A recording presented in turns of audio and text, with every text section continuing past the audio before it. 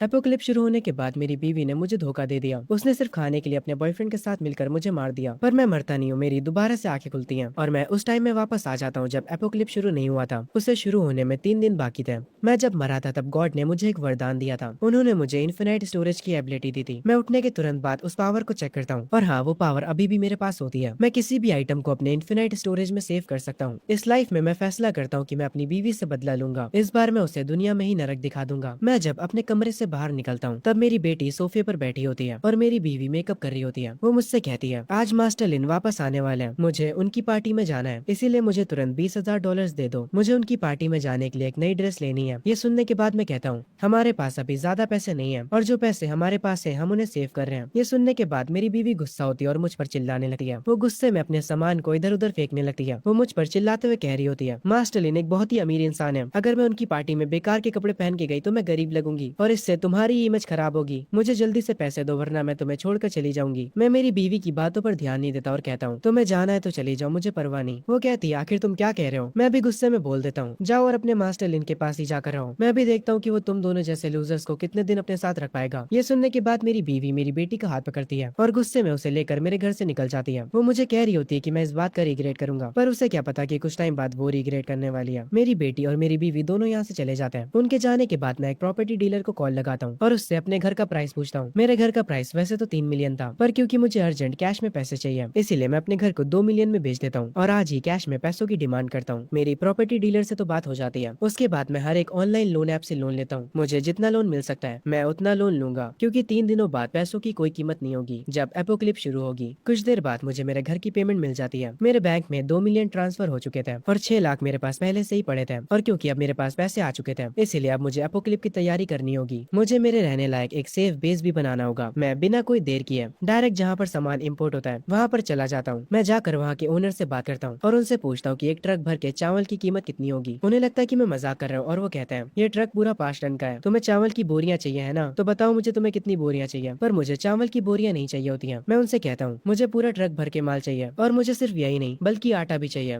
और नूडल्स भी, जो भी आपके पास खाने लायक सामान है मुझे हर एक वो चीज चाहिए। यहाँ पर जितना सामान है मुझे वो सब चाहिए। ये सुनने के बाद वो आदमी हैरान हो जाता है और कहता है, क्या तुम पूरी सुपरमार्केट खोलने का प्लान कर रहे हो? मैं अपना कार्ड बाहर निकालता हूँ और कहता हूँ, हाँ कुछ ऐसे ही समझ लीजिए। इन सारे सामान को मेरे वेयर हाउस में डिलीवर करवा दीजिएगा। कुछ देर बाद वो खाने का ट्रक उस वेयर हाउस में आता है जो मैंने खरीदा होता है और वहाँ पर सारा सामान अनलोड करके चला जाता है। मैं अपने उस वेयर हाउस में जाता हूँ और उन सारी चीजों को देखता हूँ। उसके बाद एक एक करके हर एक चीज को अपने इन्फिनाइट स्टोरेज में सेव करता हूँ। देखते देखते वो पूरा वेयर हाउस खाली हो जाता है, पर इतना सामान मेरे लिए काफी नहीं है। ये बस कुछ सालों तक ही चल पाएगा। मुझे और खाने के आइटम्स चाहिए होंगे। मुझे मेरी फेवरेट कोल्ड ड्रिंक्स और KFC के आइटम्स भी चाहिए। एपोक्लिप में वही खाने का सामान सबसे ज्यादा लग्जरी होता है। सीन शिफ्ट होता है MC की बीवी के ऊपर, जो कि मास्टर लिन के लिए ड्रिंक तैयार कर रही होती है। वो अपने पति की बुराई करती है और कहती है, मेरे पति ने मुझे घर से निकाल दिया क्योंकि मैंने उससे कुछ पैसे मांग लिए थे, पर मास्टर लिन आप उससे बिल्कुल अलग हैं, आप बहुत ही ज्यादा अच्छे हैं। मास्टर लिन नोटिस करता है कि ये औरत उससे कुछ ज्यादा ही चिपक रही है। वो अपने मन में कहता है, ये औरत कुछ ज्यादा ही मेरे से चिपक रही है, मैं कुछ दिनों में इसे छोड़ दूंगा। हमारे MC की जो बेटी होती है वो इस टाइम पर मास्टर लिन को अपना डैड बुला रही होती है और अपने असली डैड की बुराई कर रही होती है। वो अपने डैड को लूजर बोलती है। सीन शिफ्ट होता है वापस से MC पर। वो अपने रहने के लिए एक सेफ बेस बनवा रहा होता है। मेरे सारे पैसे खत्म हो गए, पर जब एपोक्लिप आएगी और बहुत ही ज्यादा ठंड पड़ने लगेगी तब मेरा ये घर मुझे सुरक्षित रखेगा। इस बेस को बनवाने के बाद मेरे पूरे पैसे वसूल हो जाएंगे। कुछ दिनों में मेरे घर का काम कंप्लीट हो जाता है। अब बारी आती है उस दिन की जिस दिन एपोक्लिप आया था। आसमान में काले बादल छा जाते हैं और कुछ ही देर में पूरा शहर नीला पड़ जाता है। हर तरफ ठंडी हवाएं चलने लगती हैं और बर्फ भी काफी तेजी से गिरने लगती है। टेम्परेचर -30 डिग्री चला जाता है। पूरे शहर में तूफानी हवाएं चल रही होती हैं, पर मुझे इन सब चीजों से क्या, मैं तो अपने बेस में आराम से बैठा होता हूँ अपने रूम का टेम्परेचर 24 डिग्री पर सेट करके। जैसा मैंने सोचा था एपोक्लिप आ चुकी है। सीन शिफ्ट होता है MC की बीवी के ऊपर। उसे समझ नहीं आ रहा होता है अचानक से इतनी तेज हवाएं कैसे चलने लगी और मौसम इतना ठंडा कैसे हो गया। मौसम के ऐसे होने की वजह से हर जगह की लाइट भी कट ऑफ हो चुकी होती है। ये लिन नाम का बंदा एक बहुत मोटा सा कोट पहने होता है। MC की बीवी लिन से पूछती है, क्या गर्म वाला AC खराब हो चुका है? लिन गुस्से में कहता है, चुप रहो, पावर ही कट ऑफ हो चुकी है, क्या तुम्हें बाहर का नजारा नहीं दिख रहा? MC की बेटी रो रही होती है और वो कहती है अपनी मॉम से, मुझे बहुत ठंड लग रही है, मुझे अपने घर वापस जाना है। वो एक कोने में बैठकर रोने लगती है और लिन से कहती है, डैड मुझे बहुत ठंड लग रही है, मुझे खाना चाहिए। पर लिन गुस्से में उससे कहता है, चुप हो जा, मुझे खुद ठंड लग रही है। MC की बीवी सोचती है, मेरा पति अभी अपने घर पर होगा, मैं उसे जल्दी से यहाँ पर बुला लेती हूँ और हम उसके साथ वापस चले जाएंगे। वो कॉल लगाती है, तभी मुझे मेरी बीवी का कॉल आता है।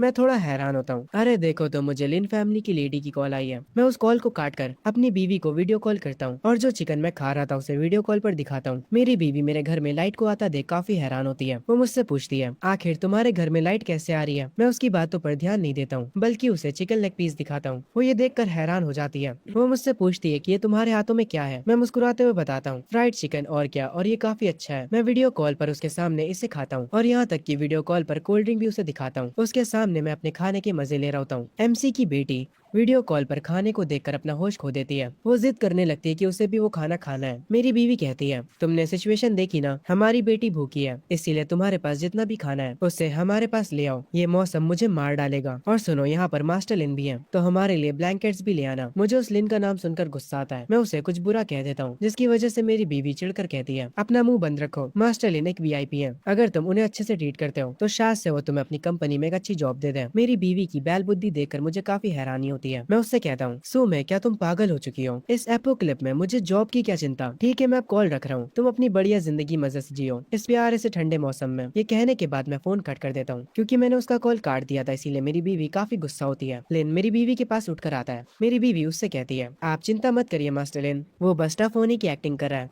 पर असल में वो एक बहुत बड़ा सिंप है। अगर मैं उससे थोड़ा अच्छे से बात करूंगी तो वो कुत्तों की तरह भागते हुए मेरे पास आ जाएगा और हमारे लिए खाना भी ले आएगा। पर तभी लिन उसे एक जोर का थप्पड़ जड़ देता है। वो जाकर जमीन पर गिर जाती है। उसकी आंखों से आंसू आ जाते हैं। वो कहती है, आपने मुझे मारा? लिन कहता है, तुम बस एक कचरा हो। अगर मैं तुम्हारे साथ यहाँ पर टाइम स्पेंड ना कर रहा होता तो इस समय मैं अपने प्राइवेट जेट में होता, ना कि यहाँ पर ठंड में जम रहा होता। मैं अपने कोल्ड ड्रिंक के कैन को ओपन करता हूँ। अब जबकि एपोक्लिप शुरू हो चुकी है, अभी एपोक्लिप का पहला दिन है, तो इंसान अभी एक दूसरे को नहीं खाने वाले हैं, उसमें थोड़ा टाइम लगेगा। मैं सोचता हूँ कि इस वक्त मेरी बीवी क्या कर रही होगी। मैंने पेट भर खाना खा लिया है, अब मेरे पास कुछ करने के लिए नहीं है। मैं अपने खाने की फोटो खींचता हूँ और उसे सोशल मीडिया पे डाल देता हूँ। मैं उसके कैप्शन में लिखता हूँ कि मैंने कुछ ज्यादा ही खा लिया। तभी मैं देखता हूँ कि मेरी बीवी के बहुत सारे मैसेजेस मेरे फोन पर पड़े हैं। उसने असल में वॉइस मैसेजेस भेजे होते हैं। मैं उसमें से एक मैसेज को प्ले करता हूँ। उसमें मेरी बीवी मुझे गालियां दे रही होती है, क्योंकि उसने वो खाने की तस्वीर देख ली जो कि मैंने सोशल मीडिया पर डाली थी। वो आगे कहती है कि वो कुछ देर में भूख से बेहोश हो जाएगी और मुझे उसे खाना देने के लिए कहती है, और ये धमकी देती है कि वो मुझे एक्सपोज कर देगी कि मैं उसे अब्यूज करता हूँ और मुझ पर एक झूठा केस डाल देगी। मैं बस अपने मन में इतना ही सोचता हूँ कि इस बैल बुद्धि में अभी तक अकल नहीं आई है। एपोक्लिप के समय पर ये मुझ पर केस करेगी। आखिर इस टाइम पर इसका केस कौन लड़ने वाला है? ये दुनिया का अंत है। मैं अपनी बीवी को ब्लॉक कर देता हूँ ताकि वो मुझे और परेशान ना कर सके।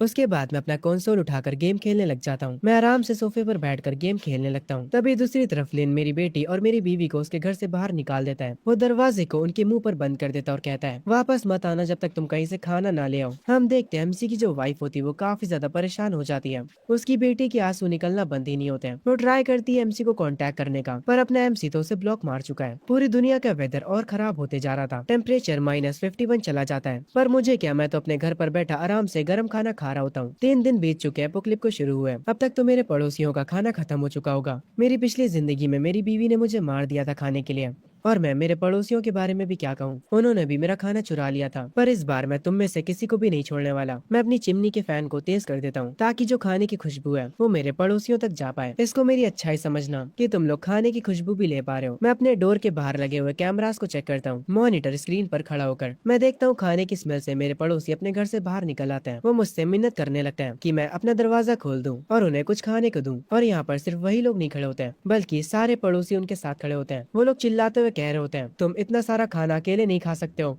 कुछ खाना हमारे साथ भी बांटो। वो लोग कसकर मेरा गेट पीटने लगते हैं, पर मुझे उनकी बातों से कोई भी फर्क नहीं पड़ता, और वो इस गेट को तो कभी नहीं तोड़ पाएंगे। मैंने बहुत पैसे खर्चा करे हैं। मेरी पिछली जिंदगी में इन लोगों ने मुझे बेवकूफ बना लिया था और मेरे घर में आकर मेरा सारा खाना ले गए थे। इस बार मैं इनके मजे लेने वाला हूँ। मैं एक स्माइल करता हूँ और गेट के पास जाकर बोलता हूँ, अभी गेट के बाहर कौन खड़ा है? बाहर से मेरे एक पड़ोसी का जवाब आता है, शाओ जैंग, मेरा पोता भी मेरे साथ है, हमें 2 बोरी चावल और थोड़ा मीट दे दो, मेरा पोता काफी भूखा है। ये सुनने के बाद मैं उनसे कहता हूँ, आंटी लिन, असल में मेरे पास भी खाना नहीं है, आप खुद से अपना कोई जुगाड़ कर लीजिए। वो मुझ पर चिल्लाते हुए कहती हैं, तुमने अभी क्या कहा? मैं उनसे कहता हूँ, मैं अपना खाना कुत्तों को खिला दूंगा पर आपको नहीं, और अगर आपने दोबारा से मेरे दरवाजे पर एक और हाथ मारा फिर देखना कि मैं क्या करता हूँ। ये सुनने के बाद वो बाहर से कहती हैं, तुम शाओ जैंग, मुझे लगा था कि तुम एक अच्छे इंसान हो, मुझे यकीन नहीं हो रहा कि तुम ऐसी बातें कर रहे हो। एक बड़ा टैटू वाला बंदा बोलता है, ये बच्चा तो कुछ ज्यादा ही जबान चला रहा है, एक बार जरा दरवाजा खोल और मैं तुझे सिखाता हूँ कि बड़ों के रिस्पेक्ट कैसे करते हैं। वो दरवाजे पर जोर से किक मारता है, और सिर्फ एक बार नहीं, वो बार बार उस दरवाजे को मारता है, पर उस दरवाजे दरवाजे पर लात मारने की वजह से वो खुद पीछे जाकर दीवार से टकरा जाता है। वो हैरान होता है कि ये डोर इतना ज्यादा मजबूत है। भाई आखिरकार मैंने उस डोर पर पैसे खर्चा करे। आखिर में सारे पड़ोसी हार मान जाते हैं। वो मुझे बुरा भला कहते हैं और वो कहते हैं क्या वो हमें भूख से मरता हुआ देखना चाहता है। तभी यहाँ पर भागते हुए मेरी बीवी मेरी बेटी को लेकर आ रही होती है। वो मेरे घर के पास आ जाती है और वो काफी खुश होती है। वो गेट पर नॉक करके कहती है शाओजेंग दरवाजा खोलो। वो टैटू वाला बंदा कहता है ये औरत तो शाओजेंग की वाइफ है। वो पड़ोसी आंटी आकर उसकी वाइफ से कहती है अरे तुम तो सुमे हो ना, वही औरत जो कि अपने पति को अमीर आदमी के लिए छोड़कर चली गई थी। क्या हुआ, क्या उस अमीर आदमी ने तुम्हें खाना नहीं खिलाया। शाओजेंग की वाइफ ऑलरेडी रो रही होती है। वो बार बार गेट पर खटखटाती है और रोते हुए माफी मांगती है। वो मेरी बेटी का नाम लगाती है और कहती है कि उसने ये सब उसके फ्यूचर के लिए किया था। मैं डोर के पास आता हूँ और अपनी बीवी से कहता हूँ सुमे मुझे माफ करना, मैं तुम्हें पहले ही ये बात बता दूं कि अब हम लोग साथ में नहीं हैं। और मुझे बताओ तुम वापस क्यों आई हो मेरे पास। मैं मॉनिटर स्क्रीन पर उन सब की हालत देख रहा होता हूँ और मजे से अपनी ड्रिंक को एंजॉय कर रहा होता हूँ। मैं अपने पड़ोसियों से कहता हूँ मेरी बात सुनो तुम लोग, मैं तुम्हें बताता हूँ मेरी जो ये एक्स वाइफ है वो मुझे लिन फैमिली के अमीर आदमी के लिए छोड़कर गई थी और अब देखो मेरे पास वापस आ गई। तुम्हें पता वो लिन नाम का बंदा बिलियनर है, उसका घर पूरा खाने से भरा पड़ा है। मेरी बीवी वहाँ पर 3 दिन उसके साथ रही, इसीलिए मैं पक्के तरीके से कह सकता हूँ कि मेरी बीवी के बैग में खाने का सामान होगा। एक बार तुम लोग उसके बैग को तो देखो, वो कितना ज्यादा भरा लग रहा है। मेरे ये कहते ही सारे पड़ोसियों की नजर मेरी बीवी के बैग पर जाती है। मैं उन सबको बताता हूँ कि उसमें खाने का बहुत टेस्टी सामान हो सकता है। उन सब की नजरों में भूख दिख रही होती है और वो लोग किसी पागल ज़ॉम्बी की तरह मेरी बीवी के पास जाने लगते हैं। वो उसे पकड़कर उसका बैग छीन लेते हैं, पर जब वो लोग बैग को चेक करते हैं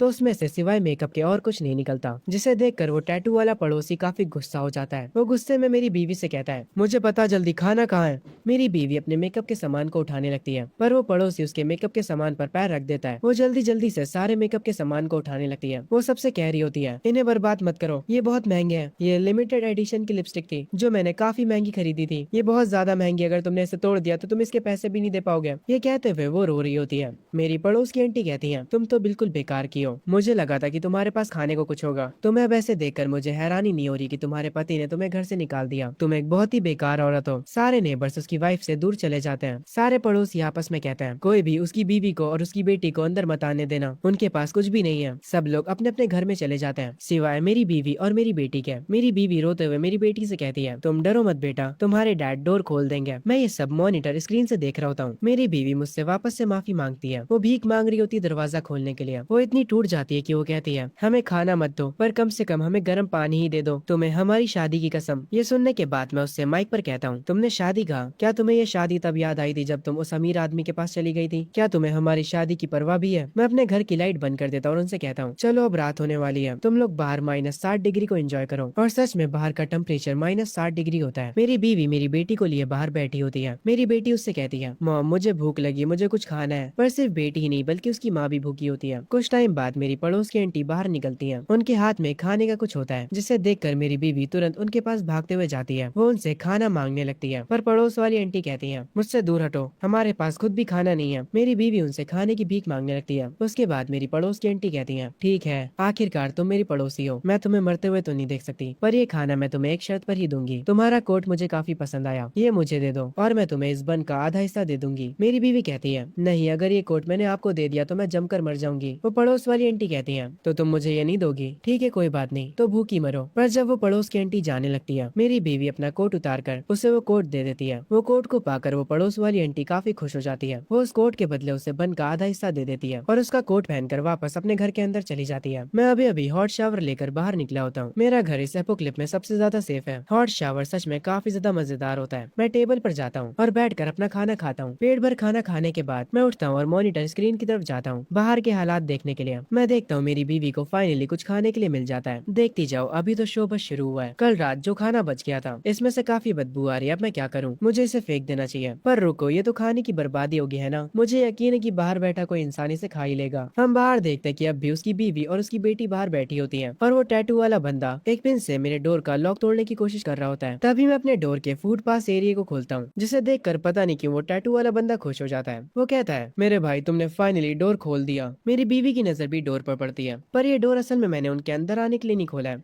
बल्कि वो जो बेकार का खाना बच गया था वो उन्हें देने के लिए खोला होता है। वो खाना बाहर फेंक कर मैं उनसे कहता हूँ ये खाना सड़ चुका है, तो क्या तुम मेरे लिए इसे कूड़े में डाल दोगे। उस खाने की पन्नी फट जाती है और वो खाना जमीन पर गिर जाता है। पड़ोसी लोग और मेरी बीवी इतने ज्यादा भूखे होते हैं कि वो जमीन पर गिरे खाने पर भी टूट पड़ते हैं और उस खाने के लिए आपस में लड़ने लगते हैं। मैं ये सारा नजारा अपनी स्क्रीन पर देख रहा होता हूँ। मैं अपनी ड्रिंक का ग्लास उठाता हूँ और ये सब देखते हुए मस्त उसे एंजॉय करता हूँ। इन्हें ऐसे आपस में लड़ता देख मुझे काफी मजा आ रहा था। सुमे, तुमने मुझे पिछली जिंदगी में मार दिया था, अभी तो बस शुरुआत हुई है। वो जो खाना मैंने बाहर फेंका था उसे खत्म करने के बाद सारे पड़ोसी अपने घर चले जाते हैं और मेरी बीवी के हाथ बस एक हड्डी लगती है। वो उसे मेरी बेटी को देते हुए कहती है, ये लो, इसे खा लो, ये चिकन की बोन है। और भूख के मारे मेरी बेटी उसे खाने भी लगती है। मेरी बीवी अपने मन में सोचने लग जाती है, उसने विंडो ओपन करी थी और खाने को मेरे सामने फेंका। इसका मतलब है कि वो अभी भी मेरी केयर करता है। पागल हो गई ये औरत भूख के मारे। आगे वो कहती है, पक्का मेरे पति को डर था कि पड़ोसी मुझसे खाना ना चुरा ले, इसीलिए उसने खाने को कूड़े की तरफ फेंका। पक्की बात है वो मुझे सिग्नल भेज रहा है। हाँ नहीं, मुझे समझ आ गया कि तुम्हारा क्या मतलब है। क्या तुम मुझसे अभी भी गुस्सा हो? वो चिकन की बोन काफी टेस्टी थी। मुझे पता कि वो तुमने हमारी बेटी के लिए भेजा था। मेरी बीवी जो बाहर ये सब खड़े कह रही होती है, मुझे इसका अंदाजा भी नहीं होता क्योंकि मैं अपने घर के अंदर बैठकर आराम से गेम खेल रहा होता हूँ। मेरा सारा ध्यान गेम पर होता है। थोड़ी देर बाद मैं गेम को बंद कर देता हूँ और डोर पर आता हूँ। ऐसा नहीं था कि मैंने अपनी बीवी की बातें नहीं सुनी, मुझे लगता कि वो बस पागल हो चुकी है। मैं डोर के पास खड़े होकर उससे कहता हूँ, सुमी, क्या ठंड के मारे तुम्हारा दिमाग खराब हो चुका है? वो बस कचरा था जो कि मैंने बाहर फेंका, वो कोई सिग्नल नहीं था, इसीलिए डेल्यूजनल होना बंद करो। मेरी बीवी इसके जवाब में कहती है, नहीं, तुम झूठ बोल रहे हो, तुम अभी भी मुझसे प्यार करते हो, तुम बस अभी गुस्से में हो। नाटक करना बंद करो और अगर सच में तुम मुझसे प्यार नहीं करते तो दरवाजा खोलो और मेरी आंखों में देख कर कहो, ऐसा हो ही नहीं सकता कि तुम मुझे छोड़ दो। मैं उसे स्क्रीन के पास बैठकर देख रहा होता हूँ और उससे कहता हूँ, तुम्हें बस वो अमीर आदमी चाहिए था, तुमने बस मुझे बैकअप की तरह ट्रीट किया। और तुम्हारी बेटी भी बिल्कुल तुम्हारे जैसी है, उसे भी लिन को अपना डैड बनाना था, तब तुम्हें मेरा प्यार याद नहीं आया। अब मुझे तुम्हारी कोई परवाह नहीं है, पर रिलैक्स रहो, मैं तुम्हारी जान नहीं लूंगा, जाकर अपनी जिंदगी जियो। मैं अपनी ड्रिंक को उठाता हूँ और कहता हूँ, बस तुम मेरी जिंदगी को बेहतर होते हुए देखो। मैं उस ड्रिंक को पूरा पी जाता हूँ। बाहर से मेरी बीवी कहती है, ऐसा हो ही नहीं सकता कि तुम मुझसे प्यार नहीं करते हो। हम पड़ोसियों के एक ग्रुप को साथ में देखते हैं। वो टैटू वाला बंदा कहता है, मैं जितना ज्यादा सोच रहा हूँ मुझे उतना ही गुस्सा आ रहा है। वो साला हमें अपने किचन का कचरा खिला रहा था। वो पड़ोस वाली आंटी कहती हैं, आखिर हम कर भी क्या सकते हैं, उसके घर का डोर काफी ज्यादा मजबूत है, हम उसे कुल्हाड़ी से भी नहीं तोड़ सकते, हम उसके घर में नहीं घुस सकते। दूसरा पड़ोसी कहता है, अगर हमें जल्दी ही खाना नहीं मिला तो कल तक हम सारे बेहोश हो जाएंगे। वो टैटू वाला बंदा गुस्से में कहता है, अगर हम उसके घर के अंदर नहीं जा सकते तो हम उसे जबरदस्ती बाहर निकालेंगे। उसका डोर काफी ज्यादा मजबूत है, पर वो डोर गर्म तो होता ही होगा, है ना? तो अगर हम किसी जलती हुई चीज को उसके डोर पर डालेंगे और उसे आग से जला देंगे तो उसका पूरा घर जाइंट ओवन में बदल जाएगा। इसके बाद वो अंदर नहीं रह पाएगा। एमसी की बीवी अभी तक डोर पर ही बैठी होती है। तभी पड़ोसी काफी सारे सामान के साथ उसके डोर के पास आ रहे होते हैं। वो टैटू वाला बंदा एमसी की बीवी से बोलता है, ओए, तो तुम अभी तक जिंदा हो? उसकी बीवी उससे बोलती है, तुम लोग इस वक्त यहाँ पर क्या कर रहे हो? वो टैटू वाला आदमी उसकी बीवी को लात मारकर दरवाजे से दूर कर देता है और बाकी के पड़ोसी काफी सारी किताबों को डोर के पास रखने लगते हैं। वो हर एक जगह को ब्लॉक कर रहे होते हैं और ये सारी चीज मैं अपने घर के अंदर बैठा स्क्रीन पर देख रहा होता हूँ। अब ये बेवकूफ लोग क्या कर रहे हैं? लगता है इनके पास जीने की इच्छा नहीं है। सारे पड़ोसी एक साथ आ चुके होते हैं।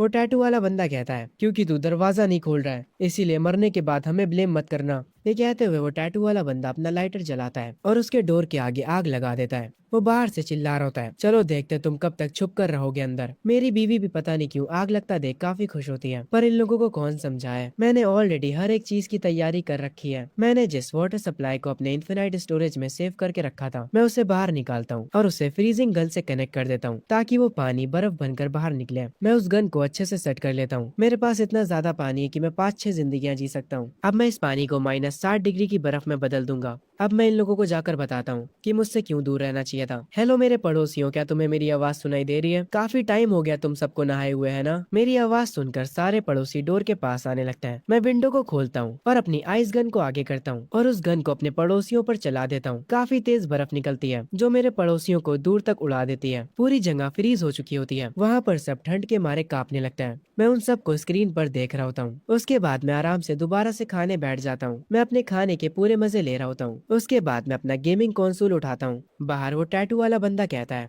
मुझे मेरे हाथ फील नहीं हो रहे हैं, मेरी उंगलियां काली पड़ चुकी हैं। पड़ोस वाली आंटी का चेहरा काला पड़ चुका होता है। उनका चेहरा काफी ज्यादा दर्द कर रहा होता है। वो मुझे गालियां दे रही होती हैं। मेरी बीवी कहती है, अच्छा हुआ मैं जल्दी से जाकर छुप गई थी। आखिर उसके पास इतना पानी आया कहाँ से? क्या अंदर उसके पास पूरा समंदर है? तभी वो टैटू वाला आदमी मेरी बीवी के पास आकर उसे लात मारता है। वो मेरी बीवी और मेरी बेटी को उठाता और कहता है, हम इनका इस्तेमाल करेंगे उसे धमकाने के लिए। मैं इनको आराम से अंदर बैठा मॉनिटर स्क्रीन पर देख रहा होता हूँ और वो भी मेरी गर्म कॉफी पीते हुए। मुझे पता है कि मेरे पागल पड़ोसी कुछ न कुछ करने वाले हैं। वाटर गन से मैं बस उन्हें डरा सकता हूँ, पर जब ये लोग अपनी औकात से बाहर चले जाएंगे तो मुझे अपने एक खास वेपन का इस्तेमाल करना पड़ेगा। इसकी इफेक्टिव रेंज 100 मीटर है। ये किसी शील्ड के भी आर पार जा सकता है। तू साले टैटू वाले मोटे आदमी, तेरा नाम चांग है ना? अगली बार अगर तू मुझे दिखा तो मैं तेरे ऊपर पानी डालने के बजाय अपनी इस नई वेपन से मारूंगा। वो चैंग एमसी की बीवी और उसकी बेटी को डराता है और उनसे कहता है, रोना बंद करो, मैं तुम लोगों से बाद में निपटूंगा। वो उन्हें एक बोतल देता है जो कि किसी चीज से भरी होती है और उन्हें ऑर्डर देता है कि वो लोग एसी यूनिट से होकर जांग की बालकनी तक जाए। उस बोतल में गैस होती है। चैंग कहता है, वहां पर जाकर इस बोतल को उसकी विंडो पर फोड़ देना और फिर इसे जला देना। उसके बाद वो खुद बाहर निकल आएगा। एमसी की बीवी कहती है, नहीं, वो कम से कम 10 फ्लोर ऊंचा है और बाहर हर जगह बर्फ है। अगर मैं एसी यूनिट की तरफ से होते हुए जाऊंगी तो मैं फिसल कर गिर सकती हूँ। पर सारे पड़ोसी उसे फोर्स करने लगता है। वो पड़ोस वाली आंटी उसकी बेटी को पकड़ती है और कहती है, अगर तुम नहीं जाओगी तो पता नहीं हम तुम्हारी बेटी के साथ क्या करेंगे। उसकी बेटी रोने लगती है और वो मजबूरन जाने के लिए मान जाती है। वो खिड़की से कूदती है। उसकी पीठ पर रस्सी बंधी होती है। ये लोग उसे सबसे ऊपर से फ्लोर बाय फ्लोर नीचे उतार रहे होते हैं। वो नीचे उतरते वक्त अपने पति को बुरा भला कह रही होती है। मैं ये सब अपनी मॉनिटर स्क्रीन पर देखते हुए अपनी न्यू वेपन को साफ कर रहा होता हूँ। मैं देखकर हैरान हो जाता हूँ। जिंदा रहने के लिए उसने सच में इतना बड़ा रिस्क लिया। जब मैं अपने इस बेस को तैयार करवा रहा था तब मैंने हर एक जगह कैमरास को इंस्टॉल करवाया था। तुम मेरे ऊपर बालकनी से अटैक करना चाहते हो, ये काफी बढ़िया आइडिया है, पर मेरे आगे बेकार है। सो में पिछली बार तुमने मुझे मार दिया था और अब तुम मुझे जिंदा जलाना चाहती हो। उसकी बीवी बालकनी तक पहुंच चुकी होती है, पर मैं अभी बालकनी के पास आ चुका होता हूँ। मैं उस वेपन को उस पर पॉइंट आउट करता हूँ और कहता हूँ, अब तुम यहाँ पर आई गई हो तो यहाँ से जा नहीं पाओगी। मुझे अपनी पुरानी मेमोरीज याद आ जाती हैं, जब सुमे ने मुझे लिन के बॉडीगार्ड से पिटवाया था। तुम बस एक अच्छी जिंदगी के लिए मुझे छोड़कर उस अमीर आदमी के पास चली गई थी, मुझे धोखा दिया और फिर बाद में मुझे मार दिया। तुम सब लोग मुझ पर हंस रहे थे। मैं वहाँ पर बर्फ में लेटा मर गया था, पर इस बार मैं तुम में से किसी को भी नहीं छोड़ूंगा। एमसी की बीवी लाइटर जलाते हुए कहती है, ये सब तुम्हारी गलती है, तुमने मुझे ये करने पर मजबूर किया है। तुम मेरे लिए डोर नहीं खोल रहे थे, इसीलिए अब मैं तुम्हें जिंदा जला दूंगी। मैं उसके सामने अपने न्यू वेपन को करता हूँ और कहता हूँ, तुम्हें मारना मेरे लिए बहुत आसान है, पर मैं तुम्हें जिंदा रखना चाहता हूँ। मैं चाहता हूँ कि तुम धीरे धीरे डर और पछतावे में सड़ो। मैं बालकनी की विंडोज को ओपन करता हूँ और अपने वेपन के साथ उसके ऊपर पॉइंट आउट करता हूँ। मैं बिना किसी मर्सी के अपनी बीवी पर फायर कर देता हूँ। वहाँ के जो पड़ोसी होते हैं वो उसकी बीवी को ऊपर खींच लेते हैं। वो उस पर गुस्सा करते हैं, जबकि वो काफी ज्यादा इंजर्ड होती है। हम कुछ टाइम बाद का सीन देखते हैं। अब उस औरत की इंजरी थोड़ी ठीक हो चुकी होती है। पड़ोस वाली आंटी कह रही होती है, तुम तो कोई काम की नहीं हो। एमसी की वाइफ अपने मन में सोच रही होती है, उसने मुझे ऑलमोस्ट मार ही दिया था। वो उन पड़ोसियों से कहती है, मैं अब वापस नहीं जाने वाली, तुम लोग भले ही मुझे मार दो। इनकी ये सारी बातें चैंग सुन लेता है। वो आते ही एमसी की वाइफ को लात मारता है। वो उन्हें यहाँ से ले जाने लगता है और कहता है, आज से तुम लोग फ्लोर पर नहीं सो गए बल्कि बाथरूम में सो गए। तुम्हारे जैसे निकम्मे लोग वहीं पर बिलोंग करते हैं। चैंग उन्हें बाथरूम में फेंक जाता है। एमसी की वाइफ के मन में पुरानी यादें चलने लगती हैं। जब उसका पति उसको शॉपिंग पर ले जाया करता था, वो उसका ख्याल रखता, उससे अच्छा अच्छा खाना खिलाता। ये सब याद आने के बाद उसकी आंखों से आंसू आने लगते हैं। मैं अपने रूम में बैठा सेब खा रहा होता हूँ। मैं अपना फोन बाहर निकालता हूँ, ये चेक करने के लिए कि जो हमारा पड़ोसियों का ग्रुप है उस पे क्या चल रहा है। मुझे वही पड़ोस वाली आंटी का वॉइस नोट आया होता है। वो उस मैसेज में सारा इल्जाम मेरी बीवी के ऊपर डाल देती हैं और जो कल रात हुआ उसे एक मिसअंडरस्टैंडिंग बताती हैं। और ऐसे ही सारे पड़ोसी भी बहाना बना रहे होते हैं। वो कल रात का सारा इल्जाम मेरी बीवी के ऊपर डाल रहे होते हैं। वो लोग ये कह रहे होते हैं कि मेरे लिए वो लोग मेरी बीवी को सबक सिखाएंगे। मैं अपने फोन को बंद करता हूँ और सोचता हूँ, ये लोग थोड़ा सा खाना पाने के लिए कितना गिर चुके हैं। उन लोगों ने मुझे जिंदा जलाने की कोशिश करी और अब वो लोग उस बात को मिसअंडरस्टैंडिंग कह रहे हैं और सारा इल्जाम मेरी बीवी पे लगा रहे हैं। जैंग की बीवी अपनी बेटी को गले लगाकर बैठी होती है। चैंग अपना फोन चेक करते हुए कहता है, जैंग हमारे ऊपर भरोसा नहीं कर रहा है। तभी वो पड़ोस वाली आंटी कहती है, तो हमें उससे कुछ और दिखाना होगा। वो सबसे ज्यादा नफरत अपनी बीवी से करता है। उसकी बीवी को उसके डोर के पास ले जाते हैं और वहाँ उसे मारना शुरू करते हैं। अगर वो खुश होता तो कम से कम वो हमें बचा कुचा खाना दे ही देगा। चैंग उसकी बीवी को उसके बालों से पकड़ता है। वो चिल्लाती है और उसे छोड़ने के लिए कहती है, पर चैंग उसकी नहीं सुनता। वो उसे उसके डोर तक ले जाने लगता है और कह रहा होता है, अपने पति से माफी की भीख मांगो। अगर तुम्हें रोता हुआ देख वो खुश होता है तो वो कम से कम हमें कुछ खाना दे देगा। चैंग चिल्लाते हुए जैंग के डोर के पास कहता है, जरा इस औरत को देखो, इसने ही तुम्हें धोखा दिया था। हम तुम्हारी मदद करेंगे इसे सबक सिखाने में, बस हमें इसके बदले थोड़ा सा खाना दे दो और हम आज रात इसका पैर तोड़ देंगे। वो पड़ोस वाली आंटी उसकी बीवी को एक डंडे से मारती है और उसे बार बार मारे जा रही होती है। उसकी बीवी दर्द से चिल्लाती है। वो रोते हुए माफी मांगती है और जैंग से उसे बचाने के लिए कहती है, पर मैं तो अंदर बैठा आराम से सेब खा रहा होता हूँ। मैं उस सेब को कचरे में फेंकता हूँ और मॉनिटर स्क्रीन की तरफ देखता हूँ। फिर मैं डोर के पास जाता हूँ और उन लोगों से कहता हूँ, तुम उसका पैर तोड़कर क्या ही साबित कर लोगे? तुम लोगों ने मुझे जिंदा जलाने की कोशिश करी थी और अब तुम लोगों को लगता है कि मैं इसके बदले तुम्हें खाना दूंगा। आखिर में मेरे पड़ोसी हार मान जाते हैं। हम देखते हैं जैंग की वाइफ सो रही होती है। उसे सोता देख वो पड़ोस वाली आंटी कहती है, ये औरत पूरी यूजलेस है, ये हमारे कोई भी काम नहीं आने वाली, हमें कुछ और करना होगा। क्योंकि जैंग को लोगों को दर्द में देखने में मजा आता है, तो चलो उसे कुछ और दिखाते हैं। हम इस बार उसकी बेटी का इस्तेमाल करेंगे। उसकी बेटी से उसके डोर के सामने भीख मंगवाते हैं, शायद वो इस पर तरस खाकर हमें कुछ खाने को दे दे। वो पड़ोस वाली आंटी उसकी बेटी को जबरदस्ती जैंग के डोर के पास ले जाती है और उससे मदद की भीख मांगने को कहती है। उसकी बेटी भी माफी मांगने लगती है। रोते हुए वो अपने डैड को पुकारती है। वो कह रही होती है, मुझे माफ कर दो पापा, मुझे बहुत दर्द हो रहा है, मुझे अंदर आने दो। पड़ोस वाली आंटी उस लड़की को और ज्यादा फोर्स करने लगती है और उस पर चिल्लाए जा रही होती है। मैं ये सब स्क्रीन पर देख रहा होता हूँ। मेरी बेटी अभी भी डोर के पास खड़ी होकर मुझसे माफी मांग रही थी। मैं एक चिप्स का पैकेट लेकर आता हूँ और उससे खाने लगता हूँ। असल में मेरी बेटी भी मुझे नीचा दिखाया करती थी। वो मुझे लूजर कहती थी, जबकि मैं उसकी इतनी केयर करता था और वो बिना किसी देर के उस अमीर आदमी को अपना डैड बनाने के लिए तैयार हो गई। खैर थोड़ी देर बाद मुझे उसकी आवाज मेरे कानों में चुभने लगती है। मैं उठता हूँ और जाकर विंडो खोलता हूँ। मैं उन लोगों से बोलता हूँ कि अब चुप हो जाओ, तुम्हारी वजह से मेरे सर में दर्द होने लगा। चैंग मुझे देखकर खुश हो जाता है। वो मुझसे खाना मांगता है। मैं जो इन लोगों की आवाज से परेशान हो चुका था, उन चिप्स को जो मैं खा रहा था उन्हें बाहर जमीन पर फेंक देता हूँ। वो लोग तुरंत भागते हुए आते हैं और उसे उठाने लगते हैं जैसे कोई जानवर हो। तभी उस लड़की की माँ वहाँ पर आ जाती है। वो डोर पर अपनी बेटी को लेकर बैठ जाती है। तभी यहाँ पर किसी को आता देख चैंग अपने हाथ में कुल्हाड़ी उठा लेता है। पर तभी हम देखते हैं यहाँ पर लिन फैंग आ जाता है, वही अमीर आदमी जिसके लिए जैंग की बीवी ने उसे छोड़ा था। उसे देखते ही पड़ोस की आंटी उसे पहचान जाती है। लिन फैंग के बॉडीगार्ड्स के हाथों में बैग्स देखकर चैंग उसकी तरफ आता है और उससे पूछता है, तुम आखिर हमारी बिल्डिंग में क्या करने आए हो?